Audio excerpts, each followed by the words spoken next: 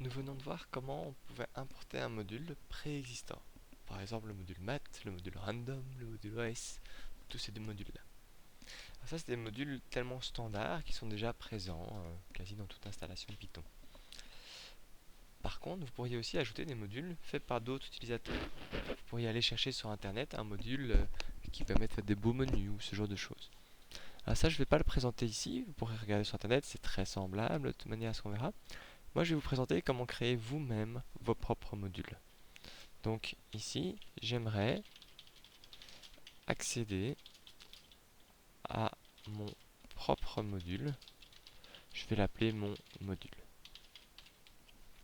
Ça veut dire quoi ça? Ça veut dire que j'aurai un nouveau fichier. Voilà. Ici que je vais sauvegarder. Et on va faire très attention, c'est comme pour quand on joue avec les fichiers.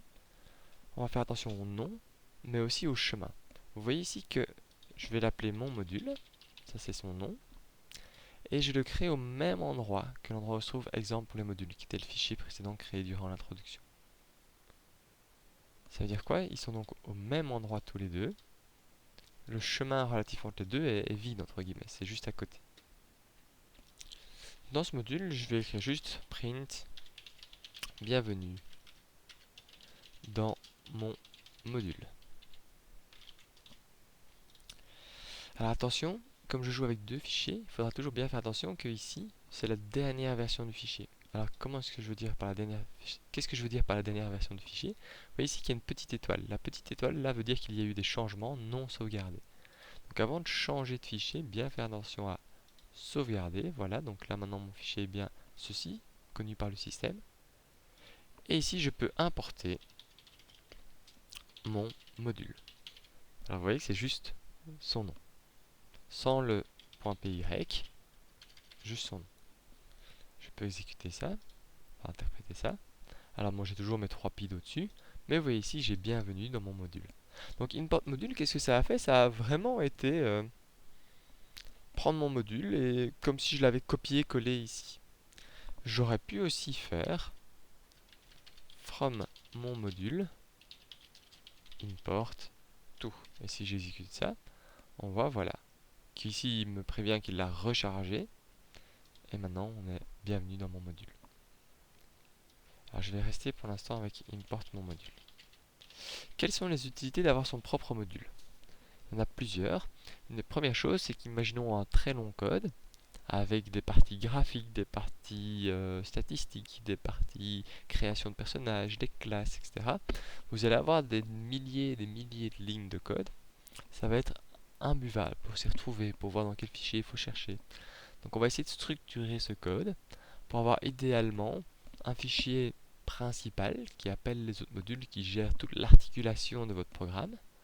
Et puis des modules plus spécifiques, un module par exemple qui va être interface graphique, un module qui va être par exemple un menu, un autre module qui va être une création, etc. Ça je peux vous montrer. Donc ça je peux vous montrer. Ici par exemple, voici un projet un peu plus conséquent, mais vous voyez que mon code va être divisé en plusieurs dossiers, par exemple pour le son, pour le système, pour tout ce qui est terrain, etc. Prenons par exemple l'interface ici.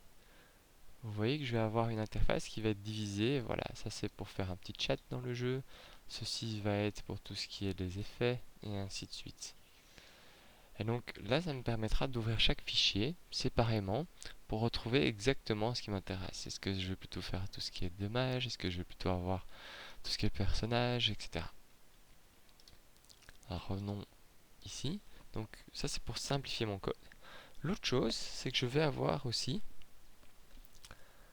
la possibilité de réemployer cela. C'est ce qu'on appelle la maintenabilité d'un code. Imaginons que vous définissiez un super menu TK-Enter.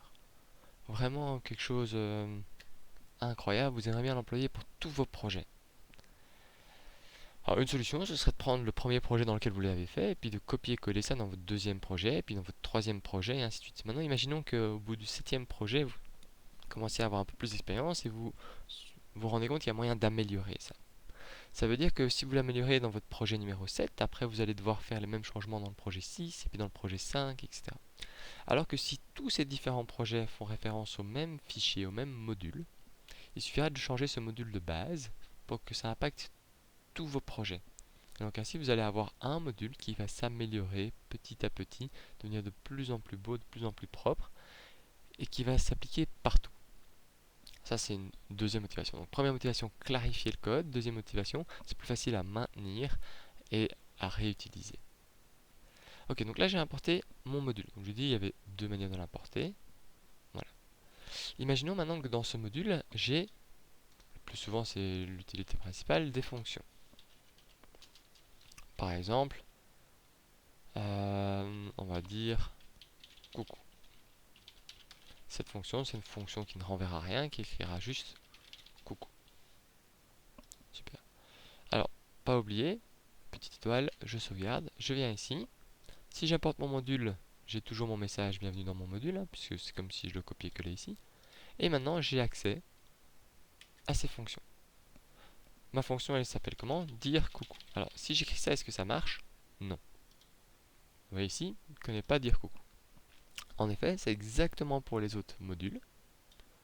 Ici, j'ai importé de cette manière, donc il faut bien dire coucou, ça vient du module, mon module. Si je fais ceci, hop, voilà, ça affiche coucou. J'ai les mêmes spécificités que dans l'autre cas. J'aurais pu faire from module import, on importe tout. Et alors là, à ce moment-là, je peux écrire juste dire coucou. Très bien, ça c'est une première étape. Deuxième chose, c'est un peu ennuyant. Ici, c'est à la fois ce print bienvenue dans mon module. C'est... Moi, j'aimerais bien juste avoir accès aux fonctionnalités qu'il y a dedans. Et donc, très souvent, ce qu'il va y avoir, c'est dans votre module, vous allez avoir plein de fonctions. Mais parfois, on aime bien que si j'exécutais juste mon module, il se passe des choses. Par exemple, je pourrais imaginer de faire un test.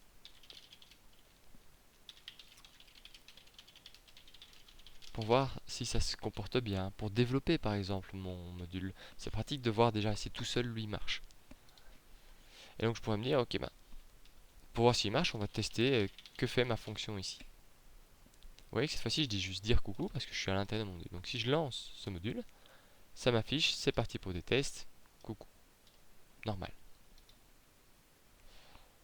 Mais maintenant, j'aimerais bien que quand je retourne ici et que j'importe mon module, ça ne me réécrive pas, c'est parti pour des tests, coucou. J'aimerais bien que ce soit juste quand je suis dans ce module-là, quand je l'exécute à partir de là, enfin, l'interprète. Pour ça, il faut savoir comment est appelé mon module. Est-ce qu'il est appelé via un autre fichier ou est-ce qu'il est appelé directement? Alors pour ça, il y a une variable. Alors vous vous souvenez quand on définissait la fonction init par exemple, on faisait pour le constructeur des classes, on faisait def init. Pour redéfinir l'addition, on faisait def add. Et chaque fois avec deux underscore. Donc ça, c'est des variables réservées par Python. Et il y en a une qui s'appelle name. Qu'est-ce qui se passe si j'apprenne name? Vous voyez ici que ça affiche main. Si je suis dans le module là et que je lance, vous voyez ici que le name, ça affiche mon module. D'accord? Donc, je pourrais dire le nom, entre guillemets, du fichier selon Python est, entre guillemets, hein. Donc si je le lance ici, le nom ce sera main. Si je le lance ici, le nom ce sera mon module. Donc on voit qu'en fonction de comment je lance ce fichier, de comment j'y fais appel, cette variable name change. Et je peux employer ça. Je pourrais employer, si jamais le nom du fichier ici, c'est ce qu'on avait vu là, underscore main. Hop. Alors attention, ça va être du texte. Je vais mettre en texte. Donc si j'exécute directement ce programme, alors je ferai mes petits tests ici. On peut faire ça, voilà, je l'exécute, je l'interprète directement, je vois bien, c'est parti pour des tests, coucou, etc. Si par contre je l'importe, vous voyez que ça n'apparaît plus. En effet, là dans ce cas-là, le nom c'était mon module. Et donc ici, mon module est différent de main. Et voilà.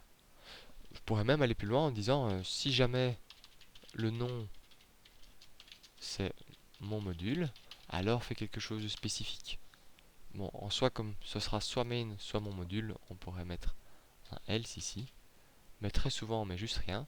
On a ici ce qu'on veut faire quand on exécute, interprète pardon, ce module séparément, tout seul, versus quand on l'appelle. Ça va? Donc ça c'est un mot-clé que vous devez connaître. Ok, alors la dernière chose que j'aimerais bien voir avec vous, c'est qu'est-ce qui se passe si jamais je décidais, moi j'aimerais bien avoir un dossier ressources, j'invente le nom, dans lequel j'aurai là mon module. Alors je crée un nouveau fichier, je vais aller l'enregistrer directement dans ce dossier ressources et je vais appeler ça mon module dans ressources. Super. Pour l'instant ce module, je vais juste dire qu'il a une fonction qui va dire qui suis-je et qui imprimera bienvenue dans le module, mon module dans ressources. Alors mes exemples sont complètement bidons évidemment. Tant qu'à faire, je pourrais faire un petit test. Si le nom de mon module c'est bien main, alors on va faire des tests. Voilà, je vais imprimer qui suit. Enfin non, allez. Print des tests. Voilà. L'avantage de faire ça, c'est voilà, je peux tester mon module ici. Est-ce que voilà, ça se passe bien, il n'y a pas d'erreur. Tiens, si j'imprimais cette fonction-là, est-ce qu'il n'y aurait aussi pas d'erreur? Voilà, ça me permet de le sortir complètement du programme, de faire mes essais, du programme principal, exemple pour les modules. Super. Maintenant, j'aimerais bien appeler ça. Alors, on se dirait, et pour un module dans un dossier.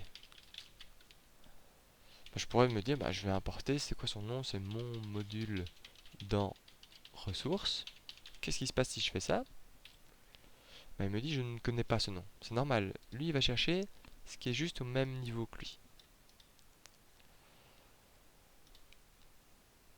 Du coup, comment pourrais-je faire pour aller chercher? Alors, je pourrais me dire, je vais taper une adresse. Mais ça, je peux déjà vous dire que ça ne va pas marcher. Et en fait, il n'y a pas vraiment de méthodes qui vont marcher. Alors, il y a deux solutions. La première solution, c'est de se déplacer. Vous vous souvenez, on avait le programme OS, le module OS, qui permet de se déplacer dans les dossiers. Donc, je pourrais me dire, déplace-toi dans le dossier ressources. Là, importe le fichier, mon module, et reviens. Donc, ceci, ça vient à dire j'importe OS.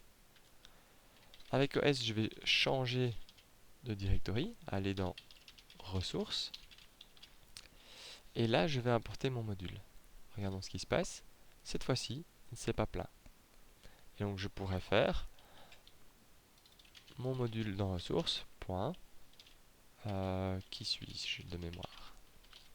Si je fais ça, bienvenue dans le module, mon module dans ressources. Donc ça, c'est une possibilité. Rappelez-vous, c'est souvent bien quand on fait un déplacement de le refaire en sens inverse, au cas où on aurait besoin d'un module ou quoi juste après. Et donc ici, je vais revenir en arrière. Ça, c'est une possibilité. Oui, entre guillemets. Là, je reviens en arrière. Vous voyez qu'ici, voilà, on commence, tout ce qu'on avait vu pour les fichiers reste utile, le module OS reste utile. Ça, c'est une possibilité. L'autre possibilité, c'est de parler de package. Le package, c'est un ensemble de modules qu'on ne va pas voir ici. Mais ce sera un ensemble de modules cohérents qui font plusieurs choses. Un fichier package a besoin d'un fichier d'initialisation. Donc je vais le faire ici, dans ressources. Je vais créer, attendez, non, je vais faire quelque chose de complètement nouveau. Je vais créer ici quelque chose que je vais appeler package. Maintenant, je vais enregistrer mon fichier dedans, dans package. Je vais appeler ça mon module dans package. Et j'ai envie de faire vraiment très court, juste pour voir si on arrive à bien l'importer. Je vais écrire je suis bien dans package. D'accord? Je regarde ça. Si je l'interprète, Ça me dit que je suis bien dans package. Et moi j'aimerais bien pouvoir faire quelque chose du style importer mon module dans package. Si je fais ceci, on va voir l'erreur habituelle, je ne connais pas ça. Donc il faudrait par exemple que je me déplace dans le dossier correspondant, qui serait ici le dossier package, pour importer ce module. Ici je vais travailler un peu différemment. Je vais aller dans package et je vais créer un fichier que j'appelle __ init __. Et ce fichier, il peut être vide, c'est pas un problème. Voilà, il est complètement vide. Le fait de faire ça, maintenant je vais pouvoir dire ok, importe dans le dossier package mon module.package. Ah oui, bon, je fais un peu deux fois la même chose. Est-ce que ça marche maintenant de faire ça? Oui, je suis bien dans le package. Alors qu'est-ce qui s'est passé ici? Là, un package, c'est comme je vous dis un ensemble de modules. Et donc, ce qui est important, c'est le nom du dossier. Ce dossier-là, ça va être le nom du package en fait. Et je peux accéder à tous les modules à l'intérieur en faisant le nom du dossier, point, les modules à l'intérieur. Mais pour que ça marche en termes de package, il faut toujours une construction, hein, un peu comme pour les classes ici, un init, savoir qu'est-ce qu'on fait quand on rentre dans le package pour la première fois. Alors ça, les packages, c'est vraiment quand on va à un autre niveau, c'est pas quelque chose qu'on va vous demander de développer ici. Et donc on va pas faire d'initialisation particulière. Et donc voilà, ça c'est une méthode qui permet de ne pas jouer avec le fait de rentrer dans un dossier, de ressortir, etc. Assez utile. Voilà, donc il faut juste créer un fichier init vide. Voici donc un peu le résumé sur les modules. On vous encourage fortement pour votre projet de montrer que vous êtes capable de créer votre propre module, d'aller chercher des informations dedans, de jouer avec, etc. Je vous encourage maintenant très fortement à essayer de mettre ça en application. Recréer ce qu'on vient de faire. Et donc, voici un exercice. Créer un module avec des fonctions de votre choix. Vous êtes maintenant en informatique appliquée, vous êtes capable de créer des fonctions rapidement. Donc ici, le but, c'est vraiment de voir, tiens, maintenant que j'ai suivi cette vidéo, suis-je capable de créer un module avec des fonctions de mon choix? Si vous êtes en cours d'inspiration, on pourrait dire par exemple, dans mon module, j'aimerais bien une classe. Et cette classe, elle leur permettrait de faire quoi? Un compte en banque avec la possibilité d'ajouter ou de retirer des sous. Et oui, dans mon module, je pourrais alors importer cette classe et travailler directement avec ma classe dans ce fichier. Voilà, voilà. Bon travail!